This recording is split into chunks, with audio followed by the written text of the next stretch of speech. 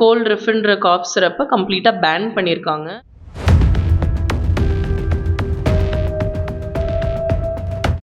பசங்களுக்கு வந்து eyeball swelling, கண்ணை சுற்றி வீக்கம் இருந்திருக்கு, மூஞ்சில் ஒரு பஃபினஸ் தெரிஞ்சிருக்கு, யூரின் சரியாக பாஸ் பண்ணாமல் இருந்திருக்காங்க.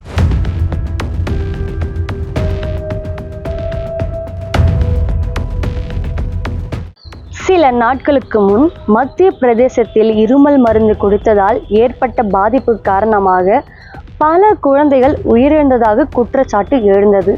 அந்த மருந்து தமிழ்நாட்டில் காஞ்சிபுரத்தில் தயாரிக்கப்பட்டது என்றும் அந்த மருந்தில் ஆபத்தான டைஎத்திலின் கிளைக்கால் இருந்தது கண்டுபிடிக்கப்பட்டிருப்பதாகவும் எஃப்ஐஆரில் தெரிவிக்கப்பட்டுள்ளது.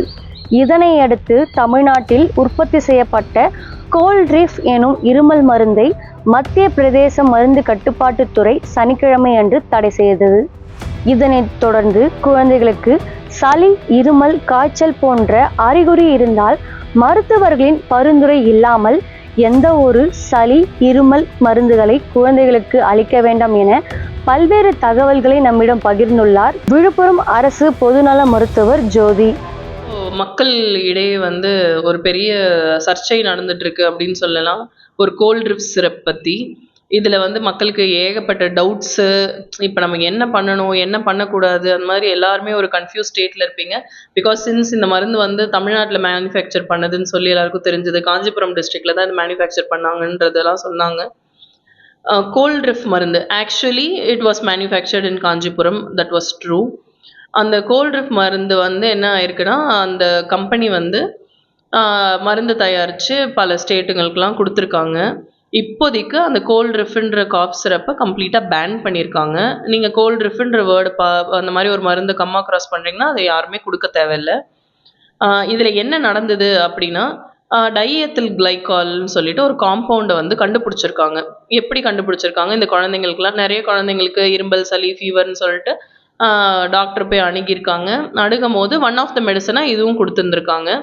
இதை கொடுத்துட்டு குழந்தைங்கள் வந்து இதெல்லாம் அருந்திட்ட பிறகு ஒரு 1 or 10 வீக்ஸ் கழிச்சு, ஒன் வீக் 10 days கழிச்சு என்ன நடந்திருக்கு, பசங்களுக்கு வந்து ஐபால் ஸ்வெல்லிங், கண்ணை சுற்றி வீக்கம் இருந்திருக்கு, மூஞ்சில் ஒரு பஃபினஸ் தெரிஞ்சிருக்கு, யூரின் சரியாக பாஸ் பண்ணாமல் இருந்திருக்காங்க.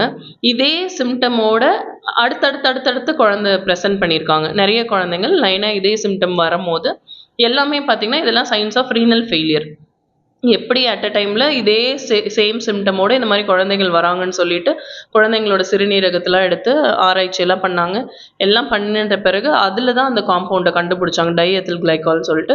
அது வந்து நம்ம மருந்தில் கலக்கிற காம்பவுண்ட் கிடையாது, முற்றிலும் அது வந்து நம்மளுக்கு மருந்து இல்லை.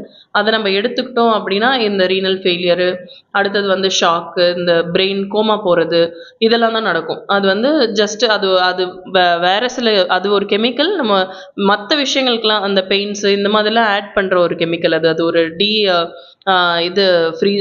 ஆன்டி ஃப்ரீசிங் எஃபெக்ட்லாம் அதில் இருக்குது.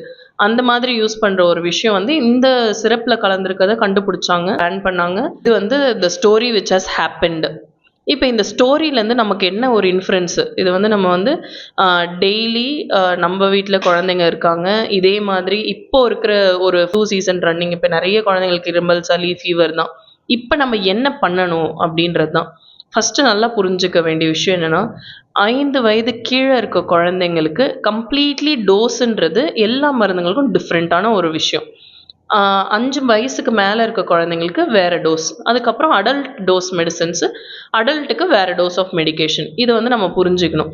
அடல்ட் மெடிகேஷனை எடுத்து குழந்தைங்களுக்கு ஊற்றுறதெல்லாம் நம்ம ஸ்டாப் பண்ணணும். வீட்டில் இந்த இருமல் மருந்து இருந்துச்சு, ஆல்ரெடி பெரியவங்க ஒருத்தவங்களுக்கு வாங்கினோம், இப்போ குழந்தை இரும்புது, நம்ம அதுலேருந்து ஒரு 1/2 மூடி ஊற்றுவோம். இந்த மாதிரி விஷயங்கள்லாம் நம்ம பண்ணவே கூடாது. 5 வயதுக்கு உட்பட்ட குழந்தைங்களா, இம்மீடியட்டாக நீங்கள் ஒரு பீடியாட்ரிஷியனை தான் நீங்கள் கன்சல்ட் பண்ணணும். ஆல்வேஸ் குழந்தைங்களை பொறுத்த வரைக்கும் ஒரு சிறந்த ஒரு குழந்தைங்க மருத்துவரை சந்தித்து உங்களோட கம்ப்ளைண்ட்ஸ் எக்ஸ்பிளைன் பண்ணி அவங்க கொடுக்குற மருந்து தான் நீங்கள் வாங்கி போடணும்.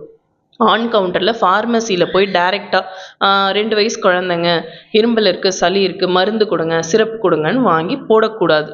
ஏன்னா அவங்களோட டோஸ் வேறு, அடல்ட் டோசேஜ்ன்றது வேறு. இதை வந்து நல்லா கிளியராக புரிஞ்சுக்கணும். அதே ஒரு சில மருந்துகள், போட வேண்டிய மருந்துகளும் குறிப்பிட்ட அளவு தான் போடணுன்றது டிக்டம்.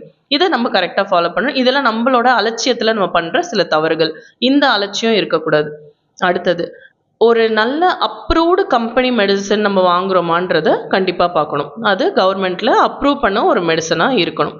பேண்ட் மெடிசன்னு தெரிஞ்சதுன்னா அதை நம்ம வாங்கக்கூடாது. அடுத்து நம்ம என்ன பண்ணணும், முதல்ல அந்த ஒரு நம்மளுக்கு ஒரு காஃபு, ஃபீவர் இதெல்லாம் வருது, ஒரு வைரல் ஆரிஜினில் இருக்குன்னு வச்சுக்கோங்க. ஒரு வைரஸ்னால வர ஒரு காஃபு, சளி அப்படின்னா ஃபஸ்ட்டு அதுக்கு வந்து நம்ம காஃப் சிரப் போடணுன்ற அவசியமே கிடையாது. ஆன்டிபயோட்டிக்ஸோ இந்த காஃப் சிரப்போ இது வேலை பார்க்காது. வைரல் ஆரிஜின்னும் போது நம்ம இதெல்லாம் நம்ம கொடுக்கவே கூடாது.